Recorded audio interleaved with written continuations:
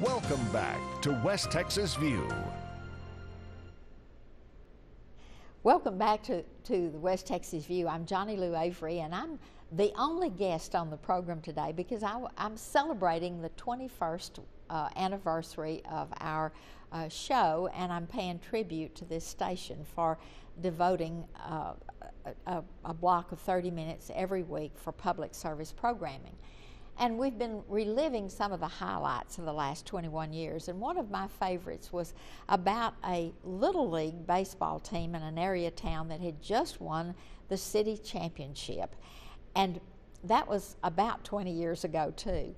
And the team, as they came in the door, they were all excited. And one little boy was acting really bold, and he said, "I'm going to be the spokesman for the team. I'm the captain."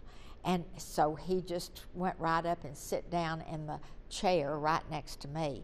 Well, there was a very quiet little boy that came and just took my hand, and when I sat down on the set, well, he kneeled at the chair right beside me on the other side of the bold captain. And when they turned on the cameras, I looked over, I asked a question to the captain of the team, and I looked over, and he had just gone stark nervous and had stage fright. And the little boy on the other side of me just quietly reached over across me and got a hold of the microphone and answered the question. And from that point on, he was in charge of the whole thing. And it was things like that that you don't forget. We've talked about alternate schooling. We had a homeschooling program and talked about the pros and cons of that, the pros and cons of public schools, of private schools, and that got a lot of attention. But animals are always a favorite of the viewing audience.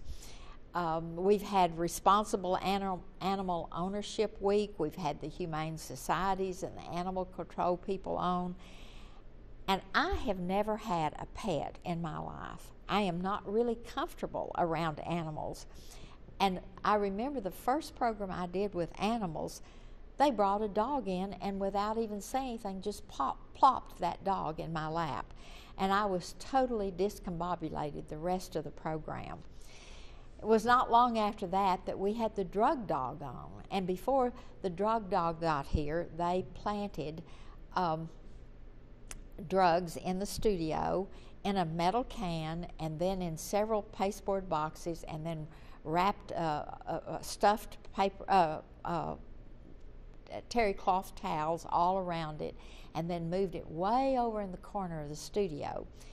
And so after I had introduced the program and what it was going to be about, they opened the door and let the drug dog in, and he came rushing over all the way to where I was, sniffed around, then went all around the rest of the studio, located that stack of boxes, tore them down, nosed his way in under the towels and the other things that were there, and fished out the tin can. So we saw firsthand that he knew what he was doing. And then we've been doing, over the years, a series of programs with doctors from the Texas Tech Health Science Center who both teach in the medical school and practice in the Texas Tech clinic. Psychiatrist Dr. Bobby Jane has been one of the favorites of the audience, and we've received a lot of feedback, especially when he talked about childhood depression and suicide in young children as young as 3 years old. And he reported on this study that it had been done by 3-year-old children who had been diagnosed with depression. And several months later, a woman called to thank me for having him on, because due to the information he presented, they recognized the symptoms in her grandson and got him the kind of help before he was totally out of control. Another Texas Tech Health Science Center professional talked about tattoo removal. Jessica Barth was explicit in her description of the time and money and pain involved in tattoo removal. And then I remember Dr. Melissa Morris, an OBGYN, gave a lot of information about women's issues and health needs, and we received a lot of communication about that. And then I had the pleasure of having Dr. Virginia Conley, a 99-year-old retired MD, who talked about going to medical school in the early 30s, and she was only one of 3 women in her class at LSU's medical school. And she then came back to this area, to West Texas, to practice. And she was the first female doctor in her community, the first chief of staff at the hospital, the first woman president of the medical society of her county, and recently she was honored with the gold-headed cane, which is a very prestigious award given to exemplary medical doctors. She was only the 4th woman ever to receive it. And she was honored by the Texas legislature for providing the most free tonsillectomies in the state for indigent children.